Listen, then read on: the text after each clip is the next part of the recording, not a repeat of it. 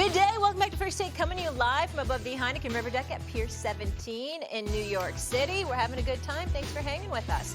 To Dallas we go. The Cowboys have restructured quarterback Dak Prescott's contract, a move that has created $36 million in salary cap space, according to our Todd Archer. Prescott's $45 million base salary was turned into a signing bonus, which dropped his salary cap number from 89 to 53. Here's Jerry discussing on how aggressive the team will be in free agency. I don't think aggressive is the right word. I think I'm not looking at free agency as a place to fill voids. Okay. So you don't have any voids? Not if you include what might work for us in the draft and what we're doing with our own roster relative to who we want to sign. Oh, Stephen A. Hey, Damian Woody. Great to see you. How are we doing? I'm good. I love that color. Oh, thank you. Yeah. It's a new suit. Oh, Yeah, Lord. I like Now, that. Elle and I are prepared for spring. Yeah, clearly. And you are too. Look, I'm on my way, but you guys are blue. looking. You guys are definitely in the spring mode. Yeah, we're trying. It's Yeah. warm up. Okay, SA, coming to you. Yeah, your jacket's a little loud, but it's okay. He kind of matches the building behind him. How about it kind of matches me? Oh, there we go. There he is. There he is. Oh my gosh. Everyone has a plan till they get punched in the face. Stephen A., do you believe Jerry has a plan? It appears so. I don't think that we can insult what he's doing right now. We could say it's a year late. We could point to a lot of things that he hasn't done right. But there's no denying this was the direction he had to go into. Restructuring the deals of CeeDee Lamb and Dak Prescott, creating an additional $57 million in cap space is important. What did CeeDee Lamb say? Why did he agree to restructuring this deal? He said, quote, because I want to win. That's why. And when you look at the Philadelphia Eagles, the reigning defending Super Bowl champions, and then re-upping Saquon Barkley, giving him a 2-year deal, for over $40 million, when you consider, the Washington Commanders and how they've acquired Deebo Samuels to join McLaurin and Jayden Daniels and all of this other stuff and what they've been doing, there are clearly two teams, both participants in the NFC Championship game, a game that has escaped the Dallas Cowboys franchise for the last 29 years and counting, by the way, 29 seasons, 30 years, all right? You got to do something. You can't stand pat. And that's what they're doing right now. Do I think it's going to be enough? Hell no. Do I think that they're going to have a shot at winning the division? No, they're going to lose. They're going to be in third place in all likelihood. We get that part. But the point is what they're doing is what they have to do, because the last thing they could do was nothing, because you would be, just basically, ordaining that you're going to be where you were last year, particularly with a new coach that's never been a head coach. Yeah, I mean, listen, if the question is, does this plan result in a Super Bowl? Absolutely not. I do think the Dallas Cowboys have a plan. They do the same thing they do every year. Hey, Woody? Yo. Before you continue, it won't even develop into a division crown. You said Super Bowl, please. It won't even get him a division crown. Wow. Well, go ahead. Think how good the NFC East is. Oh, no. The NFC East is turning into a beast. There's no question about it. But my point was, like the Dallas Cowboys, first of all, they've never spent money in free agency. They're like over the last 4 years, one of the bottom teams as far as least amount of money spent in free agency. They always go into this whole thing. They believe in drafting their guys, developing and paying their guys. Yeah. So they're creating cap space because we've seen it already. They're paying their guys. Now, obviously, they got to pay Michael Parsons. The question is it enough for them to be contenders? Absolutely not. I think the thing that, as a Cowboy fan, and Molly, you know this. Yeah. My wife is a Cowboys fan. Oh, she sure is. She's a Cowboys fan, and for her to. And how long have you been married? 25 years.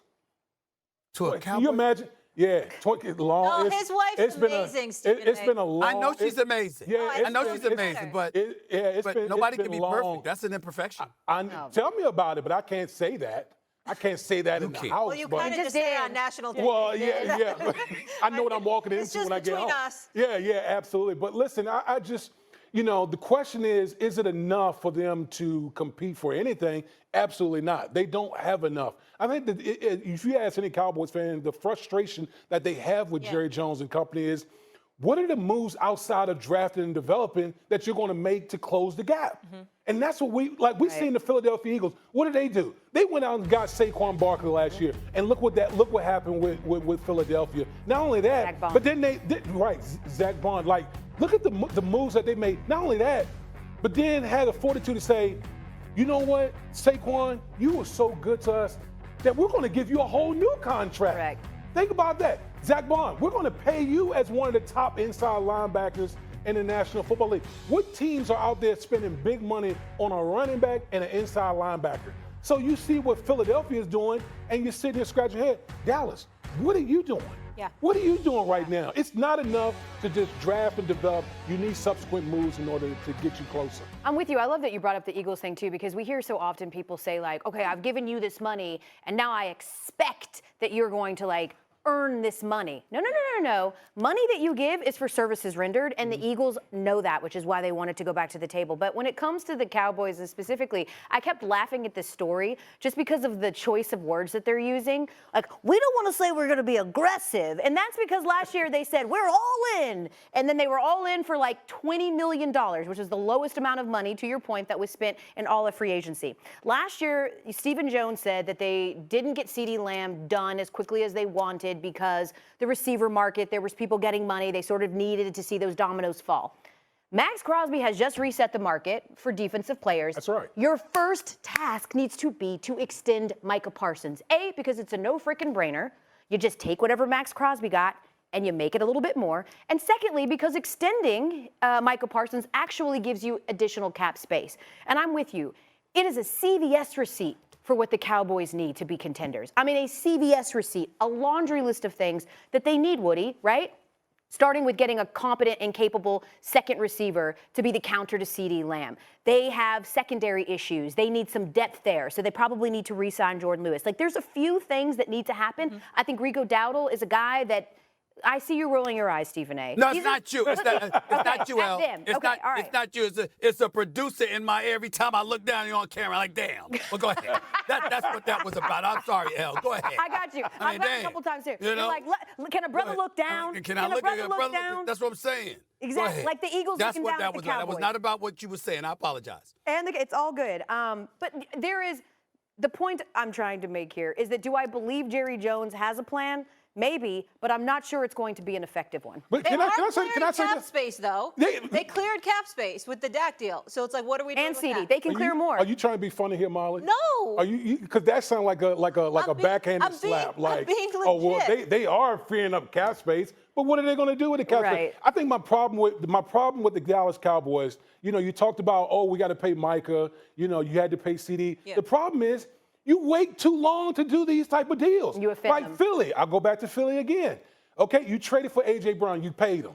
You were able to pay Devontae Smith. You did all these things ahead of time. So you don't put yourself in a situation where other people are setting the market, and now you gotta shell out this money, top of the line deals that set you back as far as team building is concerned. So listen, the Dallas Cowboys are going to be the Dallas Cowboys. They're going to go out here. They're going to re-sign their players. Yeah. But at the end of the day, it's not going to be enough. SA, final word. I think we just have to remember this too. In fairness to the Dallas Cowboys, something that I'm not inclined to do too often, by the way, because their fans are just disgusting and nauseating, and nothing pleases me more than a miserable ass Cowboys fans. I love it when they're miserable. It just tickles me to death. But last year was a bad year, and if it's bad because